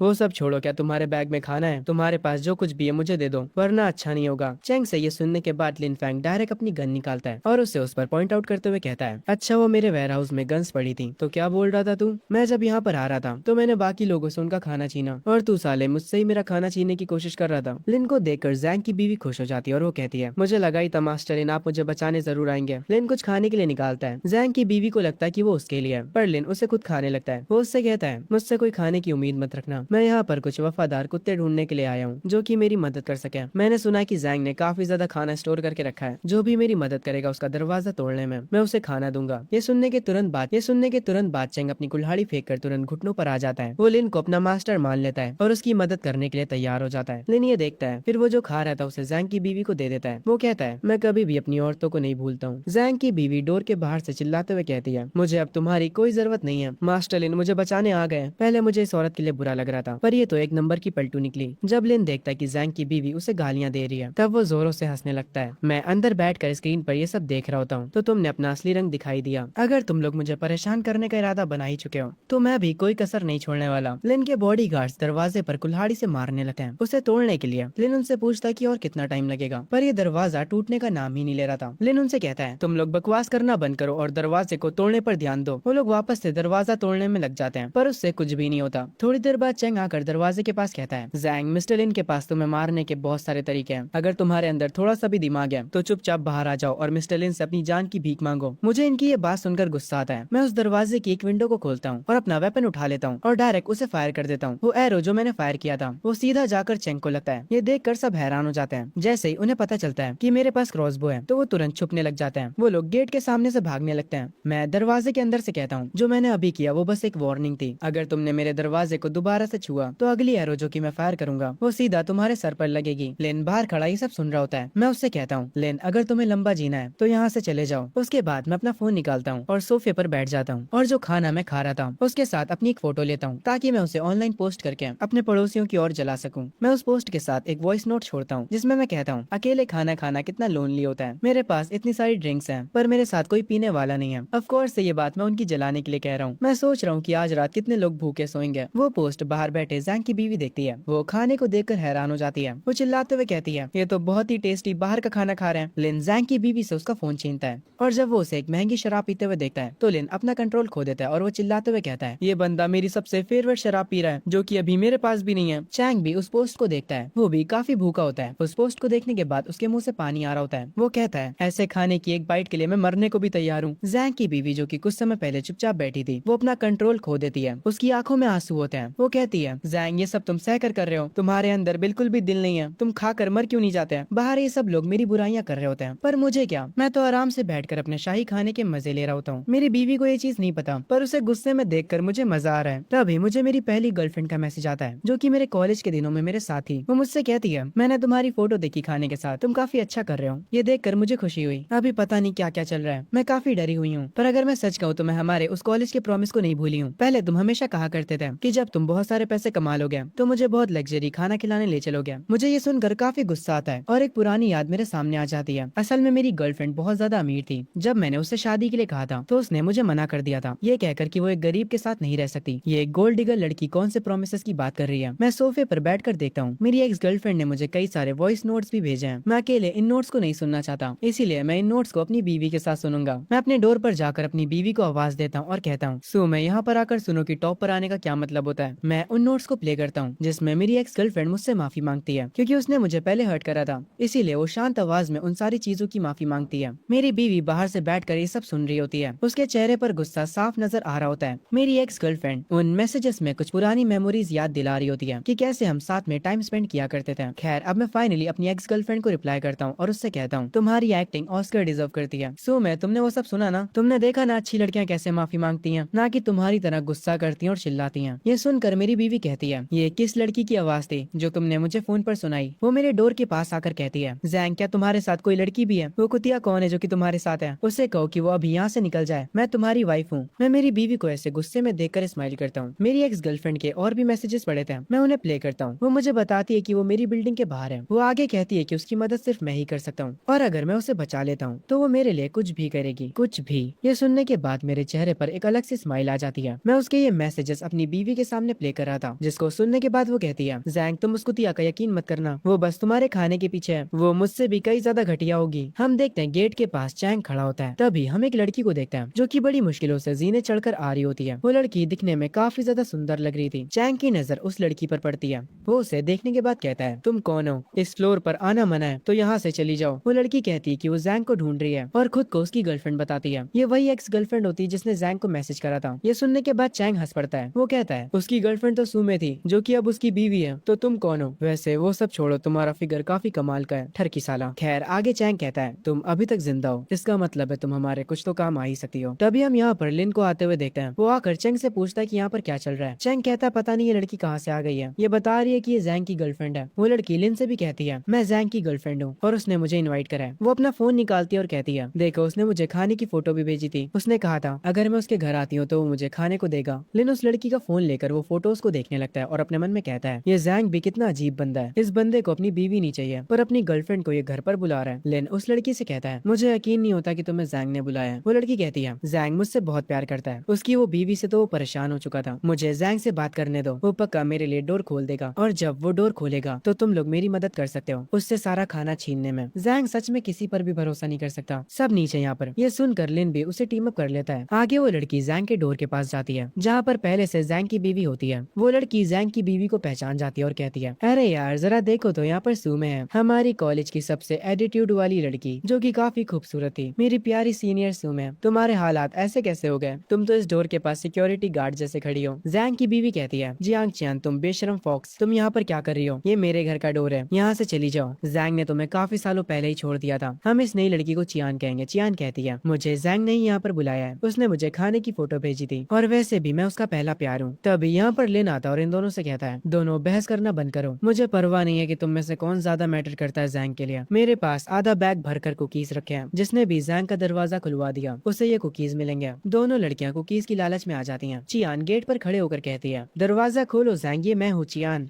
मुझे पता है कि तुम मुझे देख रहे हो, चलो हम लोग साथ में रहा जाएगा। तुम्हें मुझे डांस करते हुए देखना पसंद है ना? अगर तुम मुझे अपने साथ रख लेते हो तो मैं तुम्हारे लिए रोज डांस करूंगी। ये कहते हुए वो चियान अपना कोट उतार देती है और कैमरा के सामने डांस करने लगती है, जिसे देखकर जैंग की बीवी कहती है, चियान तुम सच में मेरे हस्बैंड को सेड्यूस कर रही हो? मैं इन सब की बकवास अपने कमरे में बैठकर देख रहा होता हूँ सेब खाते हुए। मेरा पहला प्यार जो कि मेरी एक्स है और मेरी बीवी, ये दोनों ही पागल है, मुझे ये दोनों पसंद कैसे आ गई? मैं सच में पहले अंधा था। मैं माइक पकड़कर बाहर कहता हूँ, चियान अब बस भी करो, तुम्हारा डांस किसी ज़ॉम्बी से भी बेकार है। तुमने मेरा पूरा नाश्ते का मजा बिगाड़ दिया क्योंकि लिन ने तुम्हें कुकीज देने का वादा किया है। मेरे पास एक फूड कैन रखा है जो कि एक्सपायर हो चुका है, तुम में से जिसने भी मुझे ज्यादा एंटरटेन किया मैं उसे ये कैन दे दूंगा। ये सुनकर दोनों खुश हो जाती हैं और उस खाने के लालच में आ जाती हैं। चियान डोर के पास जाती है और कहती है, तुम्हारी बीवी एक नंबर की कुतिया है, ये तुमसे गद्दारी कर रही है, ये चाहती है कि तुम दरवाजा खोलो ताकि ये लिन के साथ मिलकर तुम्हें मार सके। ये सुनकर जैंग की बीवी के एक्सप्रेशंस बदल जाते हैं। वो गुस्से में कहती है, ये कमीनी झूठ बोल रही है, जैंग तुम इसकी बातों में मत आना, ये बस एक पागल लड़की है। ये सुनने के बाद चियान कहती है, तुमने मुझे गुस्सा दिला दिया, क्या तुम लड़ना चाहती हो? मैं वैसे भी बहुत समय से तुमसे नफरत करती थी। चियान जैंग की बीवी के बाल पकड़ती है और उसे जमीन पर गिरा देती है और फिर उसे बहुत मारती है। वो ऊपर देखते हुए हंसती है। मैं अपनी ड्रिंक पीते हुए उनसे कहता हूँ, तुम सब कितने गद्दार हो यार, पहले तुम लोगों ने मिलकर मुझे मारने का प्लान किया पर अब थोड़े से खाने के लिए एक दूसरे को मारने के लिए तैयार हो गए। चियान बहुत बुरी तरह से जैंग की बीवी को मार रही होती है, वो उसके मुंह से खून तक निकाल देती है। वो ऊपर देखते हुए जैंग से कहती है, मैंने इसे अच्छी तरह से मारा है, मैं आपके लिए कुछ भी करने को तैयार हूँ, कुछ भी। ये लड़की बार बार इतना कुछ भी पे क्यों फोकस कर रही है। खैर मैं अंदर बैठा होता हूँ और अपनी ड्रिंक को टेबल पर रखता हूँ और कहता हूँ, तुमने अच्छा करा। मैं उस कैन को उठाता हूँ और उसे डोर पर ले जाकर विंडो खोलता हूँ और उस खाने की कैन को बाहर फेंक देता हूँ। मैं कहता हूँ, चियान तुम फाइट करते वक्त बहुत ही गंदी दिख रही थी, मुझे तुम पसंद नहीं आई और तुम इतनी खुश क्यों हो रही हो। मैं ये खाना लिन को दे रहा हूँ, अगर तुम्हें ये चाहिए तो उससे भीख मांगो। चियान बाहर अभी भी जैंग की बीवी को मार रही होती है। लिन नीचे झुककर उस कैन को उठाता है। वो उन दो लड़कियों को नीचा दिखाते हुए कहता है, देखा जैंग ने मुझे खाना दिया, ना कि तुम दोनों लूजर्स को। मैं तुम्हें बता दूं इसमें से काफी अच्छी खुशबू आ रही है। मैं लिन को ये हरकतें करते हुए देख रहा होता हूँ। मैं उन लोगों से कहता हूँ, लिन ज्यादा खुश मत हो, मैंने तुम पर खाना तो फेंका पर मैंने ये कभी नहीं कहा कि वो तुम्हारा है। चियान और सुमे मेरी बात सुनो, लिन के हाथों में जो कैन का डिब्बा है उसे जो भी उससे छीन लेता है तो वो उसका हो जाएगा। चियान ये सुनते ही सुमे को छोड़ देती है और लिन के पास जाकर कहती है, मुझे वो दे दो, वो मेरा है, और उससे लड़ने लगती है। पर लिन उसे धक्का दे देता है और अपनी पॉकेट से गन निकालता है। तभी सुमे उठकर उसके पैर पर काट लेती है। लिन को उस चीज से काफी दर्द होता है, वो उसे हटाने की कोशिश करता है पर तब तक चियान भी उठ चुकी होती है। वो दोनों मिलकर जमीन पर उसे गिरा देते हैं और चियान उसे मारने लगती है। ये चीज दूर से खड़े होकर लिन का बॉडीगार्ड और चैंग देख रहा होता है। वो दोनों काफी हैरान होते हैं। चैंग कहता है, ये दोनों ने तो हमसे गद्दारी कर दी है, चलो चल कर लिन को बचाते हैं। वो वहाँ पर पहुंचकर उन औरतों से लिन को छुड़ाने लगते हैं और वो लिन को बचा भी लेते हैं। मैं अंदर बैठा हंस रहा होता हूँ, मुझे अब चीजें पसंद आने लगी हैं। जब बात इंसान की भूख पर आती है तो वो कुछ भी करने को तैयार हो जाता है। बाहर लिन का बॉडीगार्ड लिन के फेस पर मरहम पट्टी करता है। लिन को जैंग पर काफी गुस्सा आता है। उन दोनों लड़कियों को बांध दिया जाता है।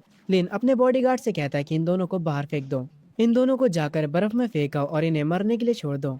चैंग ये सुनने के बाद कहता है, लिन अगर तुम इन्हें बाहर फेंक देते हो तो ये सच में मर सकती हैं। चैंग उन औरतों को जाकर पकड़ लेता है। लिन कहता है, तुम्हारी हिम्मत कैसे हुई मुझे काटने की। सुमे अपनी गलती की माफी मांग रही होती है। वो कहती है कि वो दोबारा नहीं करेगी। चियान कह रही होती है, लिन मुझे मत मारो, मैं यूजफुल हूँ, मुझे जैंग की वीकनेस पता है। ये सुनने के बाद लिन कहता है, उसकी क्या वीकनेस है। चियान कहती है, भले ही वो कितना भी समझदार क्यों ना हो, आखिर में वो एक इंसान है और हर इंसान परफेक्ट नहीं होता। और मास्टर लिन, आप जैसे इंसान पर औरतों पर हाथ उठाना शोभा नहीं देता। अभी आप बहुत ज्यादा गुस्से में हैं, तो आप अपने हाथ खुद से गंदे मत करिए। आपकी जगह पर मैं सुमे को सबक सिखाऊंगी, वो अपनी औकात भूल चुकी है। ये सुनकर लिन उसे एक कुकी देता और कहता है, ये काफी इंटरेस्टिंग लगता है, क्या तुम मेरी डॉग बनना चाहोगी। चियान उससे वो कुकी लेकर खाने लगती है। लिन कहता है, चलो देखते हैं कि तुम कैसा करती हो, जाओ और सुमे को सबक सिखाओ। मैं उसके रोने की आवाज सुनकर पक चुका हूँ। चियान सुमे के पास जाती है और वो उससे कहती है, तुम्हें बस रोना ही आता है, रुको मैं अभी तुम्हारा मुंह बंद करती हूँ। और ये कहने के तुरंत बाद चियान सुमे को मारने लगती है। वो मारते मारते उसका पूरा चेहरा लाल कर देती है, उसके मुंह से खून आ जाता है। चियान उसका गला पकड़ती है और उससे कहती है, अब से तुम कुछ और नहीं बल्कि हमारी गुलाम हो। वो उसे मार कर नीचे गिरा देती है। लिन और चियान हंस रहे होते हैं। लिन चैंग से कहता है, तुमने देखा, कभी कभी बुरे लोगों को ही बुरे लोगों को मारने देना चाहिए। ये औरत बहुत बड़ी पागल है, इसीलिए हम इसे अपने साथ रख सकते हैं। चियान लिन के पास आकर कहती है, हमारा कोई भी प्लान काम नहीं कर रहा है, जैंग का दिल अब पत्थर बन चुका है। ये सुनकर लिन गुस्सा होता है। वो उससे कहता है, अगर कुछ भी काम नहीं कर रहा है तो तुम किस काम की हो फिर, क्या तुम बस फ्री का खाना खाना चाहती हो। चियान कहती है, नहीं नहीं मेरी बात सुनो, मैं आदमियों को अच्छे से जानती हूँ। जैंग को ड्रामा पसंद है तो चलो उसके लिए एक शो परफॉर्म करते हैं, एक ऐसा शो जिसमें हम जिंदगी और मौत का खेल खेलेंगे। लिन कहता है, और ये हम कैसे करेंगे। चियान अपना कोट उतारते हुए कहती है, तुम ऐसा प्रेटेंड करो जैसे तुम मुझे मार रहे हो, पर तुम्हें मुझे सच में मारना होगा।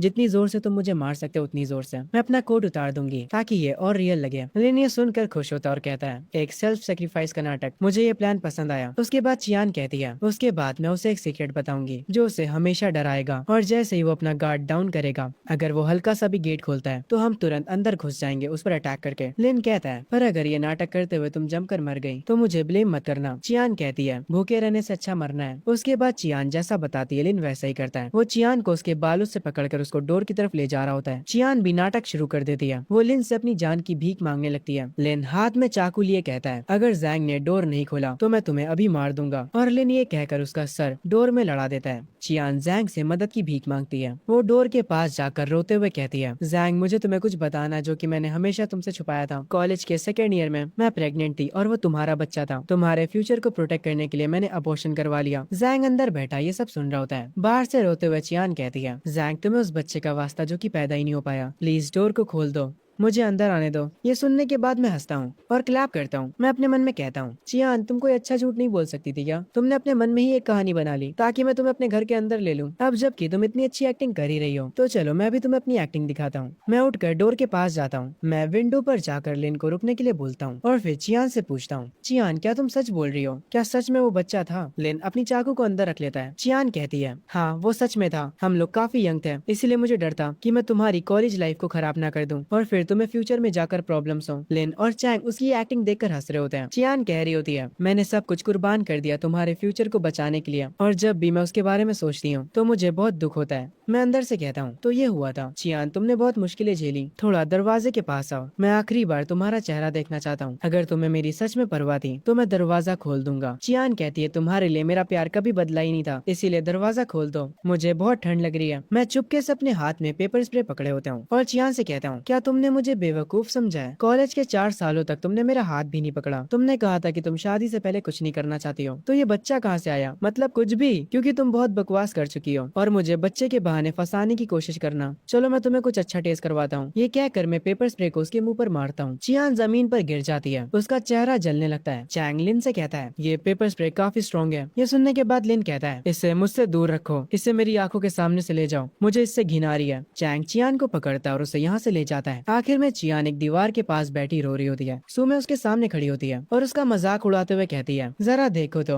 हमारी खूबसूरती की मूरत को क्या हुआ है, जरा अपनी शक्ल तो देखो। तुम कह रही थी कि तुम मुझसे ज्यादा सुंदर हो, जरा अब अपने आप को देखो तो तुम एक सुअर लग रही हो। यही तुम्हारी सजा है मेरे हस्बैंड को सेड्यूस और मुझे मारने के लिए। चियान सुमे को धक्का देती है और जाकर दरवाजे पर मारने लगती है और कहती है, जैंग अपने घर से बाहर निकलो, तुमने मुझे बर्बाद कर दिया। मुझे मेरा खूबसूरत चेहरा वापस चाहिए, मुझे हर वो चीज चाहिए जो तुमने छीनी है। अगर मैं भूत भी बन जाती हूँ तब भी मैं तुम्हें छोड़ूंगी नहीं, मैं तुम्हें मार के रहूंगी। मैं उसे देख रहा होता हूँ अपने रूम से और कह रहा होता हूँ, तुम्हारी खूबसूरती ने तुम्हें बुरा बना दिया, तुम्हारे पास सिर्फ खूबसूरती ही थी, पर अब वो भी नहीं है। शो खत्म हो चुका है। लिन तुम्हारे पास प्यादे कम पड़ रहे हैं। बाहर वो चारों लोग खड़े होते हैं। चैंग कहता है, बॉस चलो यहाँ से चलते हैं, ये दरवाजा फायर प्रूफ है और ये टूटता भी नहीं है, और ना ही जैंग हमारे जाल में फंस रहा है। हमारा बस समय बर्बाद हो रहा है। जैंग हमें मारेगा भी नहीं, पर अगर हम यहाँ खड़े रहे तो ठंड से जरूर मर जाएंगे। लिन कहता है, तुम कहाँ जाना चाहते हो? अगर अब हम यहाँ से गए तो हमारी सारी मेहनत बर्बाद हो जाएगी। चैंग उससे चिल्लाते हुए कहता है, पर वो कम से कम मरने से तो बेटर है। अगर हम जिंदा रहे तो हम कोई ना कोई रास्ता निकाल सकते हैं, और जब हमें मौका मिलेगा तो हम इसे बम से उड़ा देंगे। लिन काफी गुस्सा होता है और वो कहता है, जैंग इस बार तुम जीत गए, पर तुम बस इंतजार करो, जिस दिन तुमने दरवाजा खोला मैं तुम्हारे टुकड़े कर दूंगा। लिन चैंग को एक लात मारता और कहता है, तू क्या मुझे घूर रहा है बे? इन दो लड़कियों को रस्सी से बांध दो और यहाँ से चलो। मैं अपनी चेयर पर बैठा होता हूँ और कहता हूँ, फाइनली अब मुझे थोड़ा आराम मिलेगा। मैं अपना फोन निकालता हूँ और देखता हूँ कि किसी ने कॉलेज ग्रुप में मैसेज करा है। ये हमारा एक बहुत पुराना ग्रुप है। ये तो कोई यांग नाम की लड़की है। ये क्या मैसेज कर रही है? उस मैसेज में वो लड़की कहती है, क्या मेरा मैसेज कोई देख रहा है? मैं यहाँ पर फंस चुकी हूँ, क्या मुझे कोई बचा सकता है? मैं जिम के अंदर इक्विपमेंट रूम में हूँ। एक ग्रुप कुछ लोगों को लेकर आ रहा है मेरी तरफ। उन लोगों ने पहले ही बहुत सारे लोगों को मार दिया है। मुझे उनके हाथों नहीं मरना।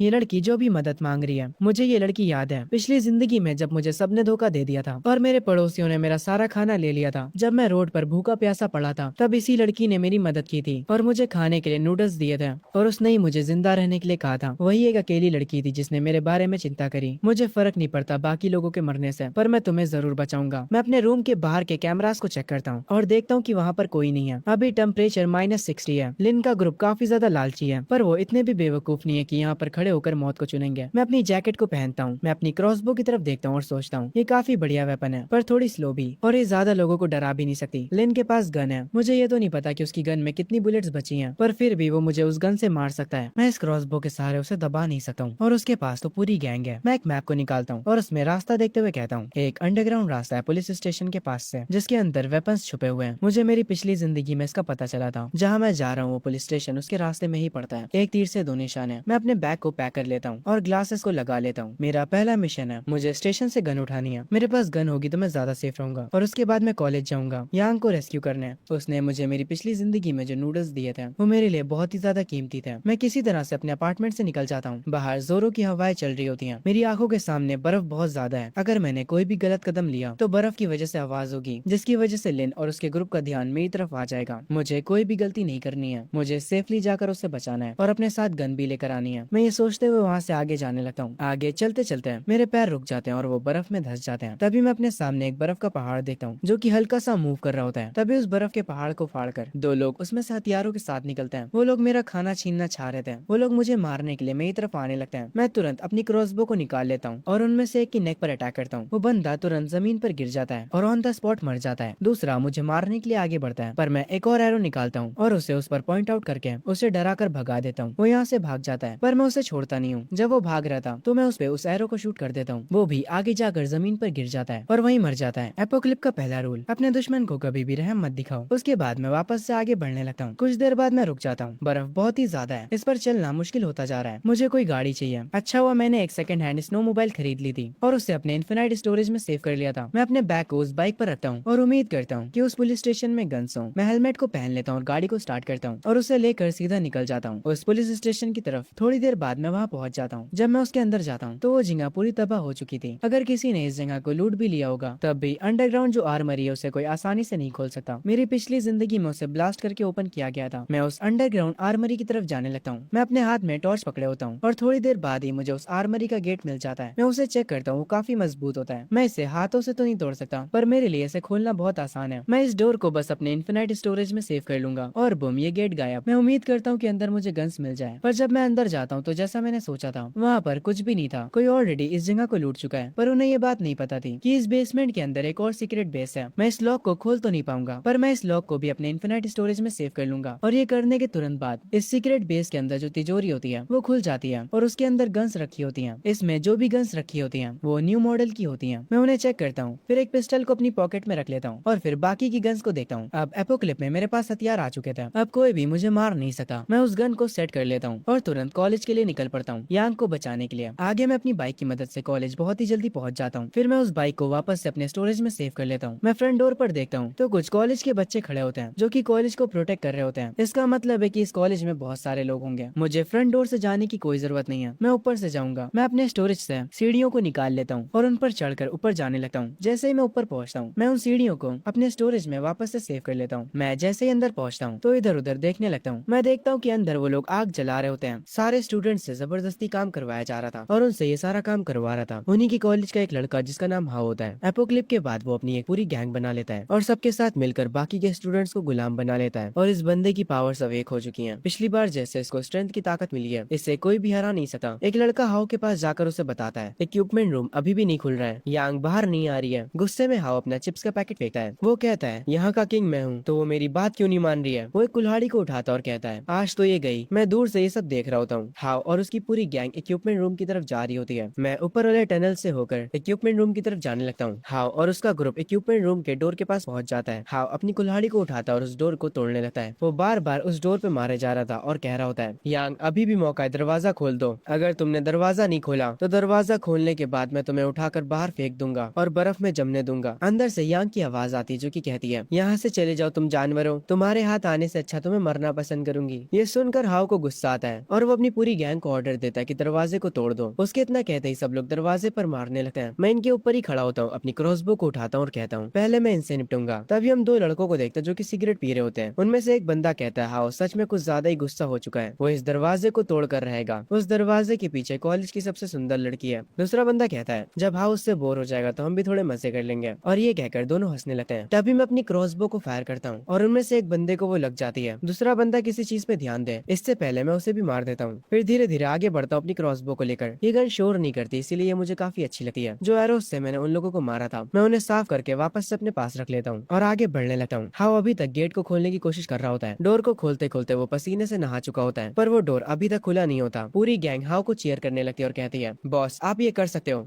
वो भी जोश में आ जाता है, दोबारा से अपनी कुल्हाड़ी को ऊपर करता है और काफी जोर से दीवार पर मारता है जिसकी वजह से वो डोर खुल जाता है। पर जब गैंग के मेंबर अंदर जाने वाले होते हैं तभी उनके पीछे से एक साथी उनका गिर जाता है जिससे उनका ध्यान उस पर चला जाता है। तो वो लोग चिल्लाने लग जाते हैं किसने ये करा। डोर के खुलते ही हम देखते हैं यांग हाओ के सामने ही बैठी होती है। हाओ उसके पास जाने लगता है। यांग काफी ज्यादा डरी हुई होती है, उसकी आंखों से आंसू बह रहे होते हैं। उसके हाथ में एक चाकू होता है। हाओ हंसते हुए कहता है भागो, तुम भाग क्यों नहीं रही हो, क्या हुआ तुम भाग नहीं सकती। उस चाकू को फेंक दो जो तुमने पकड़ा है, खुद की जान लेने के बारे में सोचना भी मत, मैं तुम्हें मरने नहीं दे सकता। यांग डरी हुई होती है और उससे कहती है कि वो पास मत आए। हाओ उसके चाकू वाले हाथ को पकड़ लेता है और अपनी ताकत की मदद से उससे वो चाकू छुड़वा देता है। फिर उसके बालों से पकड़कर उसे ढकेल देता है। वो जाकर जमीन पर गिर जाती है। हाउ उसके ऊपर बैठ जाता है और उससे कहता है, तुम कुछ ज्यादा ही टफ होने की एक्टिंग कर रही थी, आज मैं तुम्हें दिखाऊंगा कि यहाँ का बॉस कौन है। और वो बेरहम जैसे हंस रहा होता है। तभी बाहर गैंग के थोड़े मेंबर्स गायब हो चुके होते हैं। सब लोग पता लगाने में लग जाते हैं कि ये किसने करा। बाहर से हाउ उनकी चिल्लाने की आवाज सुनता है। उसका ध्यान तुरंत उन पर जाता है और वो कहता है, आखिर बाहर चल क्या रहा है, इतना शोर क्यों हो रहा है। वो यांग को वहीं पर छोड़ देता है और उसके बाद देखने चला जाता है कि बाहर हो क्या रहा है। पर जैसे ही वो गेट के बाहर देखता है, वो देखता है सामने एक बंदा खड़ा है जिसे वो नहीं जानता। उस बंदे को देखने के बाद पूरी गैंग डर जाती है। हाउ अपनी पॉकेट में हाथ रखे उस बंदे के पास आता है और पूछता है, अब तू कौन है बे, क्या तुमने ही मेरे आदमियों को मारा है। तभी हाउ के गैंग का एक मेंबर कहता है, इसी बंदे ने हम में से कुछ को छुप कर मारा है, इसकी स्किल्स काफी ज्यादा खतरनाक है, मुझे ये कोई असैसिन लगता है। ये सुनने के बाद हाउ कहता है, मुझे लगा था कि कोई मॉन्स्टर होगा, पर ये तो एक इंसान है। कुछ ही देर में पूरी गैंग मुझे घेरने लगती है। हाउ मेरे सामने कहता है, इस मामूली सी क्रॉसबो को पकड़कर खुद को हीरो समझ रहे हो, तुम्हें पता भी यही जगह किसकी है। मैं क्रॉसबो को नीचे करके उसे अपने पास रख लेता हूँ। ये देखकर हाउ कहता है, इसके हाथ और पैर काट दो, मैं इसे जलती हुई आग में फेंक दूंगा। ये बंदा क्या बोल रहा है। मैं अपनी शॉटगन निकाल लेता हूँ, आओ और मुझसे अब भिड़ो। मैं शॉटगन को फायर करना स्टार्ट करता हूँ और एक एक करके उसके वहाँ के सारे मेंबर्स को मार देता हूँ। सिर्फ अकेला हाउ बचता है। मैं वापस से अपनी गन को ऊपर करता हूँ और कहता हूँ, भागना चाहते हो तो भाग सकते हो। उसके बाद मैं उस गन की बुलेट को हाउ के पीछे फायर करता हूँ, क्योंकि मैं देख लेता हूँ यहाँ पर उसकी गैंग के और मेंबर्स आ चुके होते हैं। उस गन के शॉट से वो लोग डर जाते हैं और थोड़ा पीछे हो जाते हैं। वो लोग हाउ के पास आ चुके होते हैं, पर हाउ अभी भी डर नहीं रहा होता है। उल्टा वो मेरी तारीफ करता है। वो कहता है, तुम इतना भी खुद को महान मत समझो,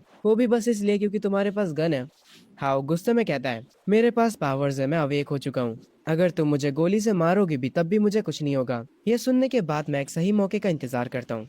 हाउ की पूरी गैंग उसे मोटिवेट कर रही होती है ताकि वो मुझे मार दे, पर जैसे ही हाउ आगे बढ़ता है, मैं उसके एक हाथ पर और उसके एक पैर पर गोली मार देता हूँ। उसके बाद सिचुएशन पूरी बदल जाती है। वो लड़खड़ा कर गिर जाता है। मैं अपनी गन को वापस से रिलोड करता हूँ। उसके तुरंत बाद हाउ अपनी जान की भीख मांगने लगता है। वो मुझे कहता है कि उसके पास पैसे हैं और वो मुझे पूरा स्टेडियम दे देगा अगर मैं उसे छोड़ देता हूँ तो। मैं कहता हूँ, तुम ताकतवर तो हो पर बेवकूफ भी। हाउ अब पूरी तरह से डर चुका होता है। मैं ये कहने के तुरंत बाद हाउ के ऊपर बार बार फायर करता जाता हूँ और उसकी गैंग मेंबर्स के ऊपर भी। मैं उनसे कहता हूँ, जिसमें भी हिम्मत है अब वो सामने आए, पर वो सारे के सारे डर के मारे अपने हथियार फेंक देते हैं और मेरे आगे सरेंडर कर लेते हैं और मेरे सामने अपनी जान की भीख मांगते हैं। मैं उन्हें वहीं पर छोड़कर वहाँ से निकल जाता हूँ और इक्विपमेंट रूम की तरफ जाने लगता हूँ। वहाँ पर मैं यांग को बैठा देखता हूँ जो कि काफी ज्यादा डरी हुई होती है। वो मुझसे पीछे रहने को कहती है। मैं उससे कहता हूँ, ये मैं हूँ। उसके बाद मैं उसे जैकेट देता हूँ। यांग पूछती है, तुम हो कौन। मैं उसे उठाते हुए कहता हूँ, ये बात करने की जगह नहीं है, मेरे साथ आओ। मैं उसे बाहर ले जाता हूँ। उसके बाद अपनी बाइक को वापस से बाहर निकालता हूँ, जिसे देखकर वो शौक हो जाती है कि ये बाइक कहाँ से आई। मैं उसे हेलमेट देता हूँ और कहता हूँ, पीछे बैठ जाओ। वो जैसे ही बाइक पर बैठती है, मैं उससे कहता हूँ, मैं पहले ही तुम्हें बता दूं, मैं तुम्हें इसलिए बचा रहा हूँ क्योंकि तुमने मेरी मदद करी थी। मैं हमेशा उन लोगों के एहसान चुका देता हूँ जो मेरी मदद करते हैं। यांग काफी कंफ्यूज होती है और कहती है, मैंने तुम्हारी मदद कब करी थी, मुझे तो याद नहीं। मैं उससे कहता हूँ कि ये अभी इंपॉर्टेंट नहीं है, मेरे लिए सिर्फ एक ही चीज जरूरी है, मुझे यूजलेस लोग नहीं पसंद है। तो जैसे ही मैं तुम्हें अपने घर लेकर जाऊंगा, तुम्हारी जिंदगी मेरी हो जाएगी। अगर तुम्हें कुछ दिखाई देता या फिर सुनाई, फिर भी तुम अपना मुंह बंद रखोगी और जैसा मैं कहूंगा वैसा करोगी। क्या तुम ये सब कर सकती हो। यांग कहती है, जब तक मैं जिंदा रह सकती हूँ तब तक मैं करूंगी, कुछ भी जो भी तुम कहोगे।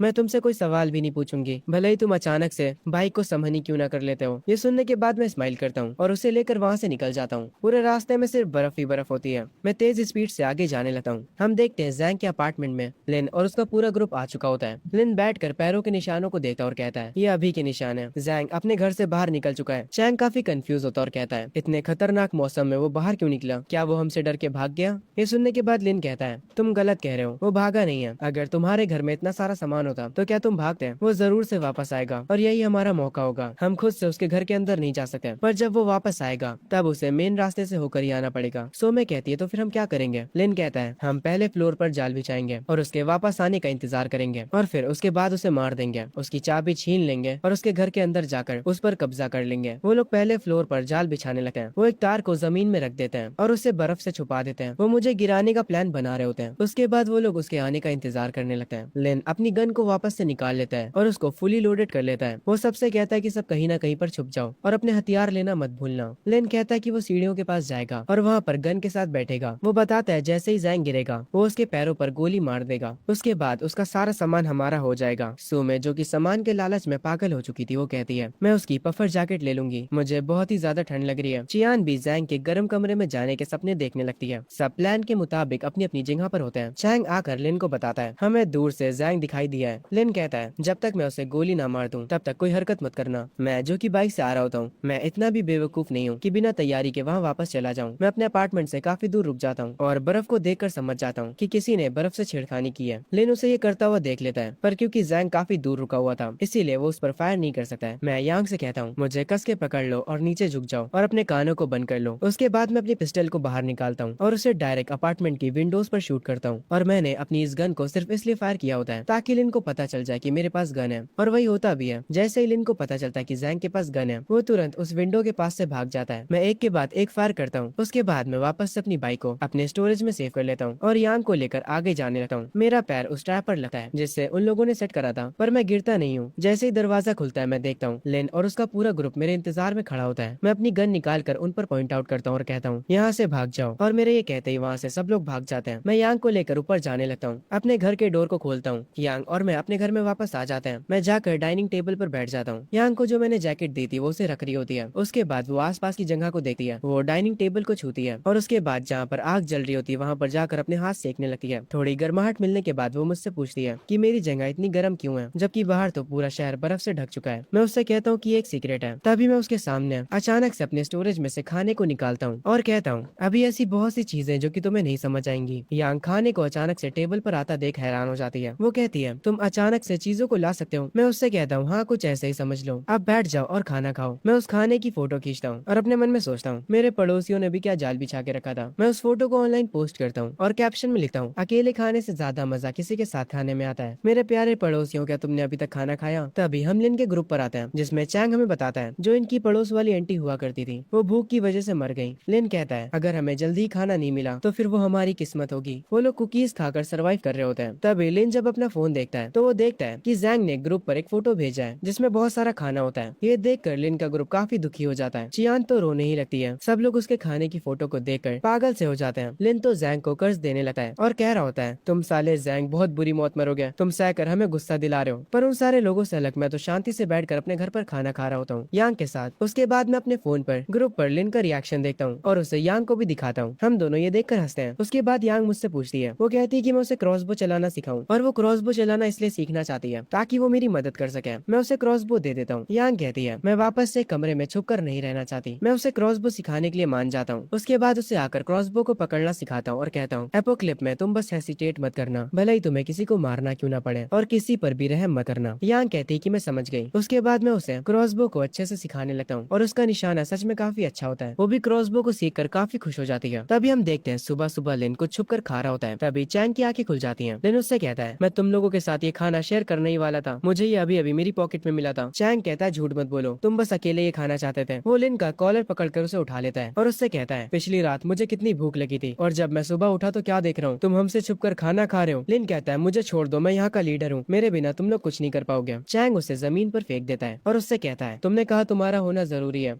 तुम जैंग का दरवाजा भी नहीं खुलवा पाए और तुम्हारे जाल भी काम नहीं करे उस पर, तुम्हारी वजह से हम भूखे ही मरेंगे। जो खाना लिन के पास होता है वो लिन से छीन कर चैंग खाने लगता है और उसके बाद वो लिन को मारने लगता है और उसे यूजलेस कहता है। वो उस पर काफी गुस्सा करता है। चैंग गुस्से में सुमे से कहता है, आज किसी को भी खाना नहीं मिलेगा, तुम और तुम्हारी बेटी यहाँ से निकल जाओ। लिन उठता है और कहता है, चैंग तुम अब कुछ ज्यादा ही कर रहे हो, तुम भूल रहे हो कि मेरे पास अभी भी गन है। चैंग आकर कहता है, ओह तो ऐसी बात है, तो मुझे बताओ तुम्हारी गन में कितनी बुलेट बची है, तुम्हारे पास गन होनी ही नहीं चाहिए, वो मुझे दे दो। जब चैंग लिन से गन छीन रहा होता है तभी लिन चैन के ऊपर फायर कर देता है जिसकी वजह से वो काफी दूर जाकर गिरता है, पर वो मरता नहीं है बल्कि उसकी बॉडी पूरी पत्थर की बन जाती है, जिसे देखकर वो काफी ज्यादा खुश हो जाता है क्योंकि उसको अपनी बॉडी में ताकत फील हो रही होती है। उसने अपनी पावर को अवेक कर लिया होता है। लिन चैंग को ऐसा देखकर घबरा जाता है। वो उससे कहता है, तुम तो एक मॉन्स्टर में बदल चुके हो। वो दोबारा से चैंग पर फायर करता है और एक बार नहीं बल्कि बार बार करता है, पर उन बुलेट्स का चैंग पर कोई भी असर नहीं पड़ता। वो पत्थर की तरह मजबूत हो चुका होता है, जिसे देखकर सुमे और चियान दोनों ही शॉक हो जाती है। वो उसे डेमन और मॉन्स्टर कहने लगती है। लिन बहुत ही ज्यादा घबरा जाता है। वो इतना ज्यादा डर जाता है कि उसके हाथ से गन छूट जाती है और वो नीचे गिर जाती है। चैंग आकर लिन को गले से पकड़कर उसे ऊपर उठाता है और कहता है, लिन तुम्हारा टाइम अब आ चुका है, अब से मैं ही यहाँ का शैतान हूँ। वो लिन को नीचे फेंक देता है। उसके बाद हम देखते हैं वो वापस से इंसान में ट्रांसफर हो चुका होता है। चियान उसके पैर दबा रही होती है पर वो उसे लात मार देता है। वो उन सबको यूजलेस बोलता है और उनसे कहता है, मुझे खाना चाहिए, मेरे लिए खाना लेकर आओ, अगर तुम मेरे लिए खाना लेकर नहीं आते हो तो मैं तुम्हें बाहर बर्फ में फेंक दूंगा। लिन वापस से उठता है और चैंग को अपना बॉस कहता है और कहता है, बॉस चियांग, हम जैंग के डोर को किसी भी तरीके से नहीं खोल सकते हैं, पर हम दीवार को तो तोड़ ही सकते हैं। वो तो नॉर्मल सीमेंट की है, अगर हम दीवार को तोड़ देते हैं तो हम डायरेक्ट उसके घर में घुस सकते हैं। ये सुनने के बाद चैंग खुश हो जाता है और कहता है ये तो काफी बढ़िया आइडिया है। लिन भी मुस्कुराते हुए कहता है जब हम उसके घर में घुस जाएंगे तो उसका सारा सामान आपका होगा बॉस चैंग। चैंग लिन से कहता है जाओ और बाकी के पड़ोसियों को भी लेकर आओ, हम सब मिलकर आज जैंग पर अटैक करेंगे। थोड़ी देर बाद हम देखते हैं सारे पड़ोसी वहाँ पर आ जाते हैं और इस बार डोर की बजाय वहाँ की दीवार को तोड़ने लगते हैं। पर जब उनसे कुछ नहीं हो पाता तो चैंग उन्हें पीछे कर देता है और कहता है मैं तुम्हें दिखाता हूँ कि दीवार को कैसे तोड़ा जाता है। वो अपने हाथ को उठाता है और जोर से दीवार पर पंच मारता है और वो दीवार काफी तेजी से टूटने लगती है। लिन पीछे खड़ा होकर कहता है अगर हमारे साथ चैंग बॉस है तो दीवार कुछ ही दिनों में टूट जाएगी। दीवार के टूटने की वजह से जैंग के घर के अंदर पानी का गिलास हिलता है। वो तुरंत स्क्रीन पर देखता है। यांग कहती है जैंग वो लोग तो दीवार को तोड़ रहे हैं, ये ज्यादा समय तक नहीं चल पाएगा। मैं यांग को बताता हूँ शायद से चैंग ने भी अपनी पावर को अवेक कर लिया है, इसीलिए वो इतना ज्यादा जोश में आ चुका है। अगर उन्हें मरने की इतनी ही जल्दी है तो चलो उनकी मदद करते हैं। तुम जाकर गेट को गार्ड करो, मेरे पास कुछ आइडियाज हैं जो कि मुझे कुछ दिन पहले ही आए थे। चलो उन आइडियाज को इस बड़े बंदे पर ट्राई करते हैं। बाहर पड़ोसी थक कर बैठ जाते हैं। लिन उन्हें रॉड दिखाते हुए कहता है चलो उठो वापस से काम पे लग जाओ, अगर कोई भी रुकता है तो उसे आज खाना नहीं मिलेगा। चैंग अपने हाथों को वापस से पत्थर में बदल देता है और उनसे कहता है ओए तुम लूजर जरा मुझे देखो। वो वापस से दीवार पर पंच मारता है और उसकी ताकत से दीवार टूटने लगती है। जैंग की वॉल पर लगी हुई पेंटिंग गिरने लगती है। यांग अंदर से कहती है ऐसा लगता है कि दीवारें जल्दी ही गिर जाएंगी, क्या हमें बाहर जाकर उन पर पहले हमला कर देना चाहिए। मैं यांग से कहता हूँ अभी हमें चैंग की पूरी पावर नहीं पता है, गन्स और क्रॉसबो उसके डिफेंस को नहीं तोड़ सकती। मैं कभी अपनी पावर को पूरी तरह से समझा ही नहीं था, ये बात तो मुझे कुछ समय पहले ही पता चली थी। मेरी पावर सिर्फ स्टोरेज की नहीं है बल्कि वो एक ब्लैक होल जैसे स्पेस को क्रिएट करती है और जो भी चीज उसके अंदर जाती है वो कट हो जाती है बीच से। अगर मैं इसी चीज को इस्तेमाल करूँ तो मैं चैंग के डिफेंस को तोड़ सकता हूँ। मैं इसे अपना स्पेशल अटैक कहूंगा। बाहर से चैंग दीवार को तोड़ने में लग जाता है। वो एक के बाद एक पंचेस दीवार पर मारे जा रहा होता है, तभी दीवार टूट जाती है। लिन अंदर झाँक कर देखता है। चैंग लिन को साइड करता है और हंस रहा होता है। वो जैंग से चिल्लाकर कहता है जैंग इधर आओ और अपने घुटनों पर बैठकर मुझसे माफी मांगो। यांग काफी घबरा जाती है पर मैं उन लोगों से कहता हूँ क्या तुम लोग अंदर आकर मरना चाहते हो तो अच्छे से दीवार को तोड़ो और अंदर आओ। जैंग पूरा पत्थर का बन के पूरी दीवार को तोड़ने लगता है। उसके बाद वो वापस से नॉर्मल ह्यूमन बन जाता है। वो सबसे कहता है आओ चलो अंदर चले, पर वो अपने मन में कह रहा होता है मैं जैंग को अपनी दूसरी पावर नहीं दिखा सकता जो मुझे मिली है। जैंग अपने हाथों में एक तलवार पकड़े होता है जिसे देखकर चैंग हंसने लगता है और कहता है तुम इस जंग लगी तलवार से मेरा क्या बिगाड़ लोगे, मुझ पर तो बुलेट्स का भी कोई असर नहीं होता, आओ और मुझ पर अटैक करो। मैं काफी ज्यादा फोकस हो जाता हूँ और जैसे ही चैंग मेरे पास आता है मैं अपनी स्वार्ड से एक स्लैश करता हूँ जिसकी वजह से वो चैंग दूर जाकर बाहर गिरता है। मेरा वो अटैक उसके सीने पर लगा होता है। लिन ये देखकर हैरान हो जाता है। वो कहता है ये तो स्वार्ड एनर्जी है। मैं उन लोगों से कहता हूँ शुक्र मनाओ तुम लोग की मुझे अभी तक ये स्वार्ड सही से चलानी आई नहीं है, वरना अब तक तुम्हारा सर बचता ही ना। बाकी के पड़ोसी चैंग को उठाते हैं। चैंग के मुंह से खून आ चुका होता है। वो कहता है जैंग कोई पक्का जादूगर है। सारे लोग उससे डरने लगते हैं। लिन रुकता है और एक पत्थर को उठाते हुए कहता है स्वार्ड एनर्जी जैसे कल्टीवेशन मानवाज में होती है ये वैसी नहीं है। इस कट को देखो जो कि इस पत्थर पर लगा है, ये कट फिजिकल फोर्स से तो नहीं हो सकता। आगे ये लोग चैंग को रूम में ले जाते हैं। सुमे उसकी मरहम पट्टी करती है पर चैंग सुमे का हाथ हटा देता है और उससे दूर रहने के लिए कहता है। चैंग उठता है और कहता है लिन अब हमारा अगला प्लान क्या होगा, हम क्या करें बताओ। लिन कुछ सोचने लगता है और उन लोगों से कहता है जरा सोचो उसके पास स्नो बाइक है और इतना खाना है जो कि कभी खत्म ही नहीं होता और ऐसे अटैक्स जो कि तुम्हारे डिफेंस को तोड़ सकते हैं। वो अपने पास से सामान को कभी भी निकाल सकता है, क्या उसके पास स्पेशल पावर है। ये सुनने के बाद सुमे कहती है वो क्या होता है। लिन कहता है बेसिकली उसके पास अनलिमिटेड स्टोरेज है, अगर हम उसे मार देते हैं तो हम सब कुछ खो देंगे, इसीलिए हमें उसे जिंदा रखना पड़ेगा